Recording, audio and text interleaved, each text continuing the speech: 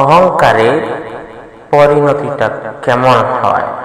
এই জগতে আমরা তো অহংকারের মঞ্চে দাঁড়িয়ে আছি, তাই একটুখানি বিচার করলে দেখবেন, আমরা যদি মহাভারতের দিকে অগ্রসর হই তার অহংকারের পরিণতিটা কেমন হয়ে দাঁড়িয়েছে তা আপনারা অনুভব করতে পারবেন। তবে বন্ধুরা, যারা আমার চ্যানেলে নতুন এবং প্লিজ চ্যানেলটিকে সাবস্ক্রাইব করুন।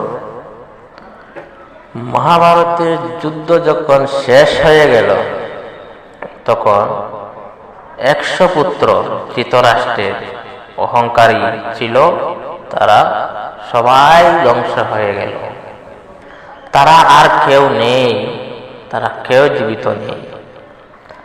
আর পাণ্ডব পক্ষে 5 ভাই পাণ্ডব, তেনারা ছিলেন ভগবান শ্রীকৃষ্ণের অনুমোদিত, তাই তাদের জয় হয়েছিল।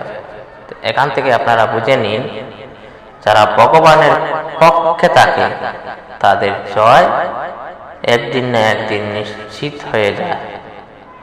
যারা ভগবানের বিপক্ষে থাকে তাদের অবস্থা আপনারা অনুভব করতে পারছেন। ধৃতরাষ্ট্রের 100 পুত্রের মতো সমূলে বিনাশ। যখন ধৃতরাষ্ট্রের 100 পুত্র সমূলে বিনাশ হয়ে গেলেন, তখন ধৃতরাষ্ট্র 5 ভাই পাণ্ডবের কাছে অন্ন গ্রহণ করছেন। একদিন বিদুর এসে বলেছিল, দাদা, তুমি যাদের জন্য কুকুরের মতো ব্যবহার করেছ তাদের অন্ন খাচ্ছ, তোমার কি লজ্জা করে না দাদা?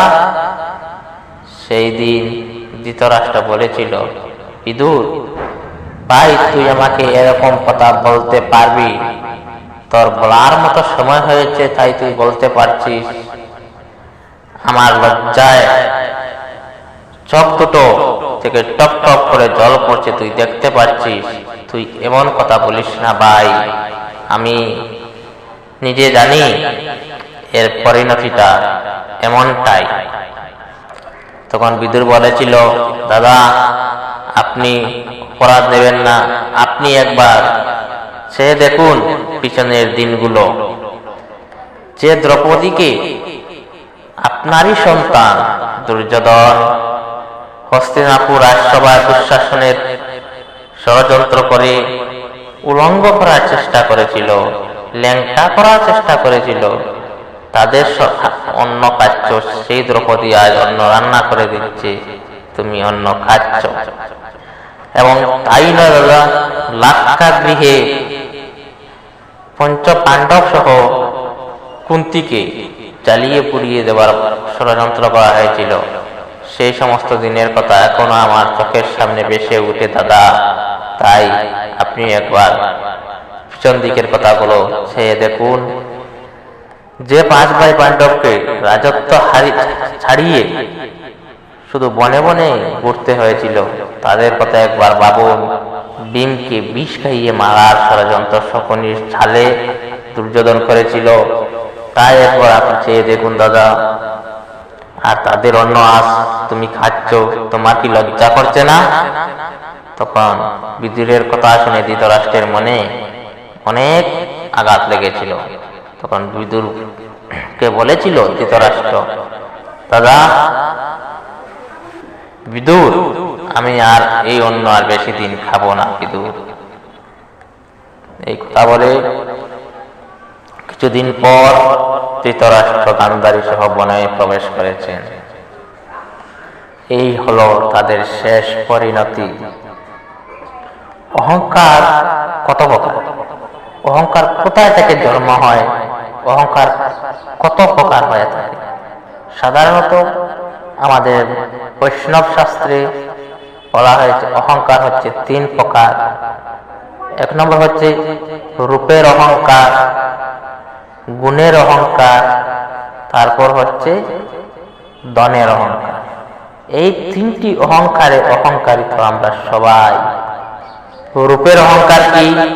রূপের অহংকার হচ্ছে আমি অনেক সুন্দর, আমি অনেক রূপবতী, আমি স্বর্গের অপ্সরীর মতো।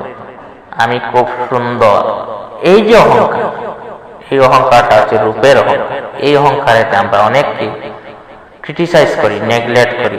এই অহংকারিত আমরা হতে পারি, তাই এটাকে বলা হচ্ছে রূপের অহংকার। তৃতীয় হচ্ছে গুণের অহংকার। আমি ডক্টর ডিগ্রি পাস করেছি, আমি এমএসসি পাস করেছি, এমটেক পাস করেছি, বিটেক পাস করেছি, এই যে একটা গুণ, বা আমি ডক্টর, আমি ম্যাজিস্ট্রেট, আমি উকিল, আমি, এই যে অহংকারগুলা হচ্ছে গুণের অহংকার। তৃতীয় হচ্ছে ধনের অহংকার। ধনের অহংকারটা কি? আমার 7 বিঘা জমি আছে, 5 তলা বাড়ি আছে, 10টা বিল্ডিং আছে, হ্যাঁ, মার্সিডিজ গাড়ি আছে, এই যে ধন, এই যে ধনের অহংকার। এই 3টা অহংকারে আমরা অহংকারিত সবাই। এই 3টা অহংকার থেকে আমরা ফেলে দিতে হবে, তা না হলে আমরা অহংকারিত হয়ে যাব। কারণ মহাজন বলছে অহংকারে রাবণও বধ হয়েছিল। তাই এই অহংকার হচ্ছে সর্বত্র পতনের মূল। হ্যাঁ বন্ধুরা, অহংকার হচ্ছে পতনের মূল। তাই ভগবান শ্রীকৃষ্ণ গীতাতেও বলছে, যদি কোনো ব্যক্তি অহংকারের মঞ্চে বসে আমাকে আহ্বান করে, তাহলে আমি তাকে শত আহ্বানেও আমি তাকে সাড়া দিই না।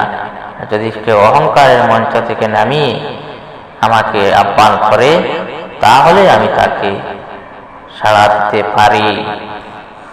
তবে বন্ধুরা, প্লিজ দয়া করে এই ছোট্ট চ্যানেলটিকে সাবস্ক্রাইব করুন এবং লাইক করুন, আর কমেন্টে জানিয়ে দিন আপনাদের মূল্যবান মতামত। ভিডিওটি কেমন লাগলো আপনারা কমেন্টে জানিয়ে দিন।